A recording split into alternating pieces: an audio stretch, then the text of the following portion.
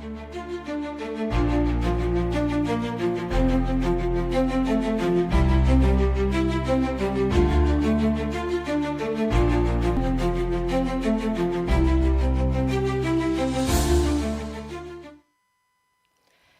and welcome to Idea TV Midday News. I am Cynthia Bassi.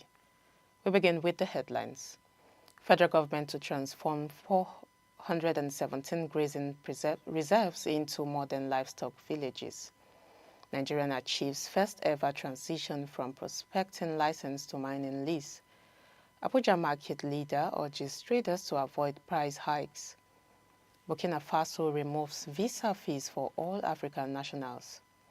And away from Africa, Albania appoints world's first AI minister to oversee public procurement. In health, Nigerians in South Africa face fresh xenophobic threat as migrants denied hospital access. In business, IBOM expands 2025 budget to 1.65 trillion naira to address emerging needs. And in sport, Nigeria appeals visa refusal for wrestlers ahead of World Championships. And now the news in full. The federal government has announced plans to transform Nigeria's 417 grazing reserves into fully functional livestock villages in a major move aimed at modernizing pastoralism, and reducing herder-farmer conflicts. The Minister of Livestock Development, E.D. Maiha, revealed this during the signing of a Memorandum of Understanding with the Rural Electrification Agency to provide solar-powered mini-grids for the reserves. According to the minister, the new initiative called Renewed Hope Livestock Villages will turn grazing reserves into self-sustaining mini-towns with schools, healthcare facilities, veterinary clinics, markets, abattoirs and road networks, clean water, irrigation systems, feed production centers and security infrastructure. Maiha said that many of the country's grazing reserves have been abandoned for decades, making nomadic livestock rearing unsustainable due to climate change and increasing competition for land and resources. The federal government plans to desilt earth dams for year-round pasture cultivation, provides primary education for herders' children, and improve healthcare access. The Rural Electrification Agency will begin installing solar grids at selected sites, including Wawazangi in Gombe State, Western Wasem in Plateau State, Gongoshin in Adamawa State, and Kau in Abuja Buhari Area Council. Officials say the project will encourage pastoralists to settle in one location, improve productivity, and help curb violent clashes between herders and farmers. Moving on, Nigeria has achieved a major milestone in its oil and gas sector with the successful conversion of Petroleum Prospecting License 202 to Petroleum Mining Lease 66, the very first transition from the 2020 Marginal Field Bid round. The Nigerian Upstream Petroleum Regulatory Commission, NUPRC, announced the development in Abuja during the official signing ceremony between Ingencia Energies and its shareholders. According to the Commission's Chief Executive, Engineer Benga Komolafe, the conversion follows a successful commercial discovery of hydrocarbons, moving the asset from exploration to production in line with the Petroleum Industry Act of 2021. Ingencia Energies, which operates the lease, has committed to drilling more than 5 wells from the field to unlock its full value. The NUPRC commended the consortium of license holders, SunTrust Oil Company Nigeria Limited, Petrogas Energy Trade West Africa Limited, Somora GTP Limited, More Oil Exploration and Production Nigeria Limited, and Genesis Hydrocarbons Limited for meeting all obligations that paved the way for the conversion. Engineer Komolafe said the achievement reflects both the determination of the licensees and the Commission's role as a business enabler. He added that it sends a strong signal to domestic and international investors that Nigeria remains a prime destination for upstream oil and gas investment, backed by regulatory clarity and commercial viability. The Commission described the development as a significant step in implementing the Petroleum Industry Act and reinforcing Nigeria's position as a competitive hub for oil and gas activities. In other news, the chairman of Wuse Market Traders Association, Okori Raphael, has urged traders in Abuja to refrain from arbitrary price increases, warning that excessive profiteering is worsening the hardship many Nigerians face. Addressing journalists in Abuja, Ikechukwu Raphael reminded traders that the Federal Competition and Consumer Protection Commission has repeatedly warned against raising prices by as much as 200 to 300%. He appealed to business owners to put, in his words, a human face to their operations and sell goods at fair rates given the pressures citizens already face from inflation, fuel subsidy removal and exchange rate volatility. The market leader noted that food inflation remains one of the biggest drivers of household hardship, citing data from National Bureau of Statistics. He added that stabilizing the economy is not solely the government's responsibility, stressing that both traders and citizens must also play their part. Ikechukwu Raphael praised what he described as relative stability under President Bola Tinubu's administration, saying fuel prices, exchange rates, and food costs now move within what he called a manageable margin of 2 to 5%. However, he acknowledged that insecurity and poor infrastructure continue to affect food production and distribution. He expressed optimism that interventions from the National Security Advisor's Office and the Ministry of Works would help improve the situation. Still in Africa, Burkina Faso has scrapped visa fees for all African nationals in a move aimed at strengthening Pan-African solidarity and boosting the free movement of people and goods. The country's Minister of Security, Mahamadou Sana, announced after a cabinet meeting chaired by the military leader, Captain Ibrahim Traoré. Under the new policy, citizens from any African country can now travel to Burkina Faso without paying visa fees, though an online application will still be required before entry. West African citizens have already been traveling to Burkina Faso visa-free, but this decision comes amid uncertainty over the country's status in the Economic Community of West African States, ECOWAS, after Burkina Faso, Mali, and Niger withdrew from the bloc earlier this year. The government says the new policy will help promote tourism, showcase Burkinabe culture, and improve the country's image internationally. Captain Traoré, who came to power in 2002, has positioned himself as a Pan-Africanist leader with growing popularity across the continent and on social media. Burkina Faso continues to face security challenges with nearly 40% of its territory outside state control due to ongoing Islamist insurgencies. Despite strengthening ties with Russia and repeated promises to restore order, attacks on civilians and the military remain frequent. We go on a quick break now. The news continues when we return.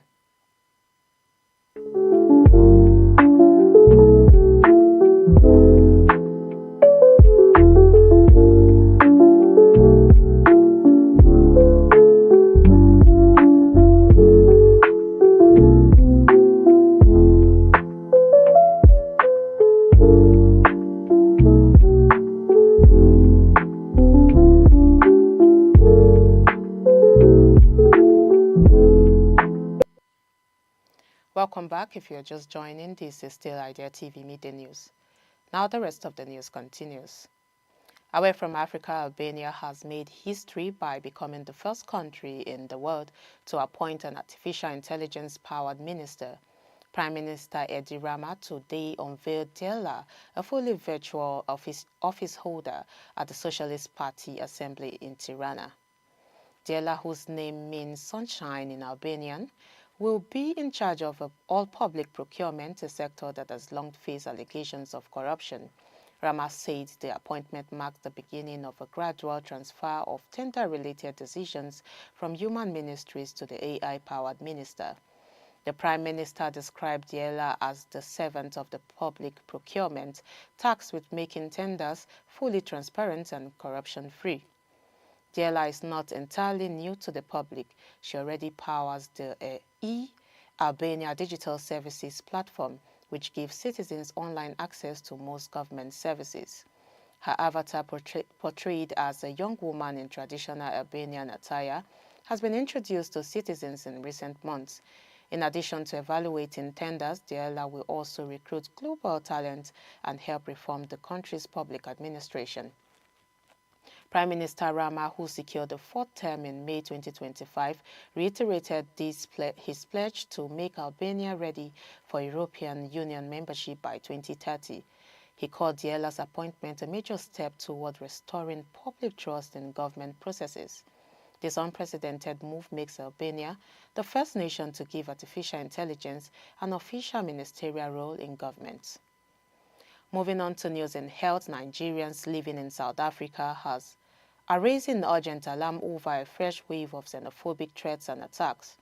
An anti-migrant group known as Operation Dudula has been accused of blocking foreigners from public hospitals, leaving some women to give birth on bare floors without medical care.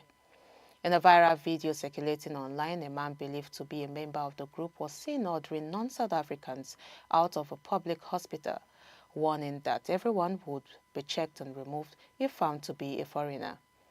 Leaders of Nigerian communities say the harassment has reached alarming levels and are calling for urgent diplomatic interventions. Frank Onyekwelu, president of the Nigerian Citizens Association in South Africa, condemned what he called another wave of xenophobic attacks. He reported cases of patients being discharged without treatments and mothers giving birth outside hospital premises without the help of medical staffs. Onyekwelu says Nigerian doctors are stepping in to assist victims while the community awaits intervention from both governments. Smart Nwobi, president of the Nigerian Union in South Africa, also confirmed that migrants are being barred from accessing immunizations and other essential health services. He called for security deployment to protect public facilities and described the campaign as criminal, noting it violates South Africa's constitution. Nwobi warned that if left unchecked, the movement could escalate, with threats already made to prevent foreign children from attending public schools next year. The Nigerian community has reported the matter to the Nigerian embassy, which has promised to engage South African authorities diplomatically. The African Diaspora Forum is also considering legal actions, including filing an injunction at the South African High Court and seeking meetings with political leaders. Critics, including political figures such as Julius Malema, have described Operation Dudula as a group of thugs and called for an investigation into their activities. Community leaders say urgent action is needed to prevent another round of widespread xenophobic violence. Moving on to business news, the AKWA state government has approved a significant expansion of its 2025 budget, increasing it from 955 billion naira to 1,650 billion naira. Governor Umo Eno presided over the State Executive Council meeting at Government House Uyo, where the decision was made. According to the Council, the supplementary budget was necessary to provide the emergent expenditures and realign government's priorities. The new budget size includes over 125 billion naira for recurrent expenditure and more than 569 billion naira for capital expenditure incorporated into the original appropriation. The Council also approved the amendment of the medium-term expenditure framework, raising it from 980 billion naira to 1,700 billion naira, in line with the state's fiscal responsibility law. Key spending areas include the implementation of the new minimum wage, personnel emoluments, allowances for National Youth Service Corps members, 7 within and outside the state, emergency flood and erosion control, completion of ongoing projects affected by inflation, and the purchase of IBOM CNG mass transit buses. Other allocations over funding for newly created ministries include in sports, digital economy and humanitarian services, the Tree Crop Revolution Program, new housing estates, renovation of the House of Assembly complex and the acquisition of new aircraft for the states. Governor Eno also declared a state of emergency in the health sector, directing upgrades of medical facilities, recruitment of 2,000 health workers and engagement of retired medical professionals on a contract basis. Health training institutions will upgrade and more health professionals enrolled and trained to improve service delivery, the governor urged council members to remain committed to the full realization of the Arise agenda for the overall development of Akwa Ibom State. And now in sports, the president of the Nigerian Wrestling Federation, Baralade Daniel Igali, has appealed to the United World Wrestling President over the visa refusal of 4 Nigerian athletes scheduled to compete at the 2025 World Wrestling Championships in Zagreb, Croatia. In a later address to the UWW president, Igali described the visa denials as a devastating blow to Nigeria's delegation and called for urgent intervention with Croatian authorities. The affected athletes are Mercy Genesis Ogunsanya, Christiana Ojoana, and Izolo Simon, all whom had completed accreditation and travel requirements. Croatian authorities cited doubts about whether the athletes would return to Nigeria as the reason for refusal. Igali dismissed the justification as wholly misplaced and unjust, stressing that these are accredited athletes officially invited by United World Wrestling and fully funded by the Nigerian government. He also highlighted their credentials, noting that Hannah and Simon are first-time African champions this year, while Christiana and Genesis are multiple African champions who represented Nigeria at the Paris 2024 Olympic Games. Igali warned that denying visas on what he called flimsy and arbitrary grounds risks creating a discriminatory two-tier system in global sport and could irreparably damage the athletes' careers.